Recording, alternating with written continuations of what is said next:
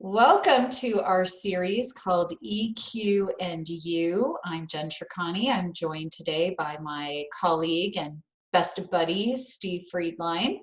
Hi, Hello there. Steve. Hello, good to see you. Our topic today is going to be on the balance between optimism and reality testing. And those of you that are familiar with the work we do and the EQI report, these are two factors that get measured on the EQI 2.0.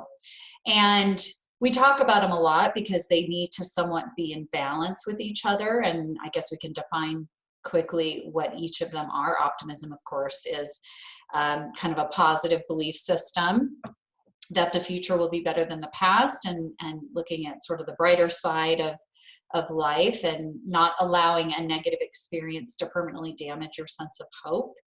And reality testing is kind of seeing things for what they are, not letting other factors cloud your judgment and kind of causing you to lose your objectivity with things.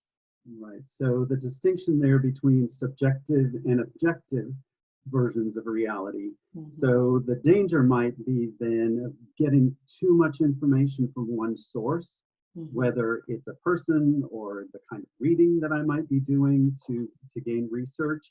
Mm-hmm. So I think objectivity is really the heart of finding the true reality where we're concerned. Mm-hmm. It is, and it's a balancing act, I think, of sorts. Like we talk about, optimism is the kite and reality testing is the string, and you need both, and you need enough string that you can actually get the lift, right, and your kite can fly, but too little or too much can hurt your ability to be effective. So there's the right balance of the two. And I think today, we're so overwhelmed almost with the negativity of what's happening. We have to work even harder to look for the optimism, to find the optimism out there. Right, exactly. There's a concept that really struck me, the idea that we can use our brain as a spam filter. There are certain things that I hear and see during the course of any day that it's like, you know what?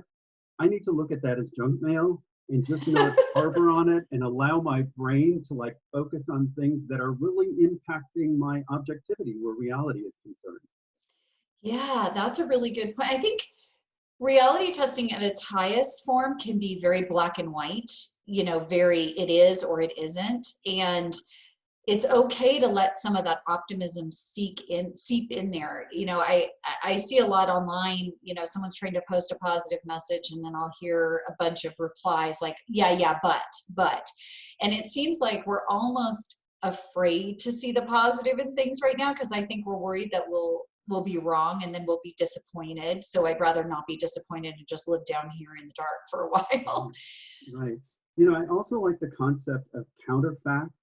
Our brains have the ability to create a response to any situation to help us both evaluate and make sense of what really happened, Mm-hmm. but it's totally hypothetical. Mm-hmm. And we experienced another earthquake last night, and it's difficult. Yeah, you're in Salt Lake City. That's right.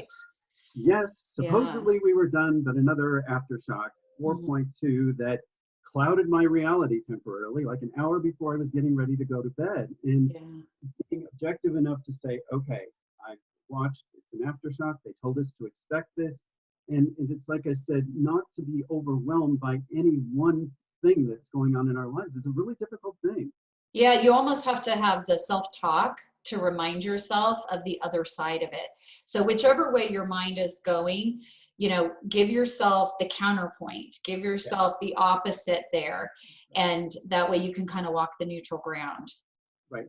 And we have the power in any given situation, whether or not we like to admit it, to consciously select a counterfact that either makes us feel fortunate or helpless. And honestly, momentarily, I felt a little helpless last night until I started getting myself back together and saying, you know what? This is going to pass. This will pass. It's helping me become a little more steadfast in my ability to deal with difficulty, but I'm not totally helpless here. Yeah, no, that's a great point, because I think that's another strategy that you use to help maintain optimism, which is this is a temporary situation. It's not pleasant. And I wouldn't do this if I didn't have to do this. However, I have to tell myself in the long run, this is a temporary situation and we will get past it and things will get better. And reminding yourself of that can also really help you maintain that optimism right now when reality testing is trying to take over. Yes. Well, thanks, Steve. Thought we'd share a few comments on the balance there between reality testing and optimism, and hope everyone is maintaining a healthy balance between the two. Take care.